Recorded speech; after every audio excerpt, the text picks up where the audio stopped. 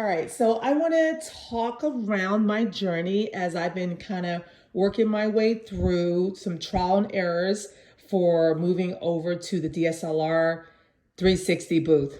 So initially I started out with the GoPro because I love the quality and I'm really big on making sure that the end result is, almost perfect. If not, if we can get close to perfect, I'm happy for the client. Then I saw the iPhone 14 come out and I saw those videos and I was like, wow, that iPhone 14 Pro is almost as good as the GoPro, if not better, in a lot of the videos I was seeing early on. And so I instantly started doing my research and I saw the megapixels in the iPhone 14 Pro was a lot bigger than the GoPro. So I switched over. But I always knew that at some point I wanted to switch over to the DSLR. I just didn't know how. Well, here's how I began. So last year, I thought that, hey, I keep seeing this Lego light in a lot of the different videos, and oh my gosh, I need to buy one because I see a lot of the 360s with this Lego light, and they're using their camera with it. So let's go ahead and buy one, right? Well, I'll just tell you that was a big no-go and a big fail for me because this light is huge, is bulky, and heavy. And so I quickly learned that this was going to be a problem for my 360 arm because it was very unstable. Because not only do you have to add this light, you have to add the you have to add all the different adapters, the iPad, you have to have a battery pack for the iPhone or whatever device you're using to charge it. And then you also have to add these batteries. So this light is like 3.5 pounds. And these big blocks here, these blocks. So you think about everything I just said and you add up that weight, you're really talking about putting a lot of stress on that 360 arm. And to me, it just feels a little unsafe and unstable to have that arm kind of going around with all that weight on there. It just doesn't feel comfortable enough for me. And if you whip it too hard, you'll see the light go backwards a little bit. So I knew this was a no-go, right?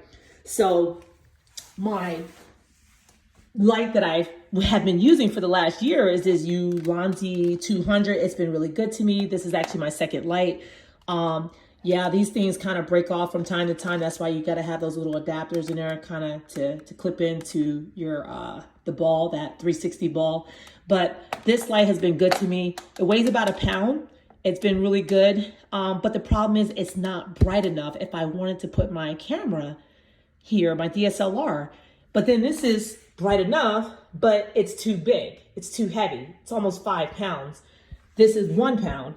So, using these lights, I'm thinking, oh my gosh, I'm going to have to buy another 360. So, the Orca View has come highly recommended because it just can handle, these type of things. It's heavy, it can handle the weight, it just, it's a beast, right? And plus it's made in the US. So of course, let's get that, right? And I looked at the sticker price and I'm like, okay, I can do it. But you know what? This is one more 360, one more thing that I said, I'm not going to buy anything else. I'm going to stay with what I have. The current 360 I have is great. It's running like a champ. I even have 3 motors just in case if that one goes out. I have parts, everything for it. And it's been working great. But if I wanted to switch over, I wouldn't be able to do it, right? So it's just been to the point where I'm like, dang, I'm gonna have to buy another 360 because my current setup isn't working. Well, I'll quickly share with you that after watching David, he's a YouTuber. Well, I'm sorry, he is a photo boother that makes tons of videos on YouTube, and he's out of California, and he's been talking about this Ulanzi light a lot, 40-watt Ulanzi light. So let me just tell you about this. First of all, if you can tell, look at the difference, right? Look at the difference. Don't look at my socks. Sorry, y'all. It's raining. I had on boots today, so no one was going to see my socks. Sorry about that. All right. So if you look at that, almost 5 pounds, 1 pound. You figure you got the diffuser, you got this little shield here, you have this, and it's battery chargeable. So therefore, you can charge this up. I think it said 75 minutes on full capacity. Well, let me tell you, I'm never running this on full capacity because I was almost blinded myself on 50%. So I'm running at 25 to 50%, maybe max. So I can definitely get a few hours out of here, but I would definitely buy a couple more of these and have them in my bag because I use these now for my photo booth, and I shine on my backdrop to get that 3D effect and all that good stuff. So I'm telling you, this is definitely something to have, whether you're doing 360, photo booth, whatever it is. This is amazing. All right, so mind you, size, price-wise, this is almost about 50% cheaper than that. And the last piece of it is the most important thing. This thing is brighter in Loomis, or whatever the number, however the numbers go with our lighting. But this light is actually brighter than this one.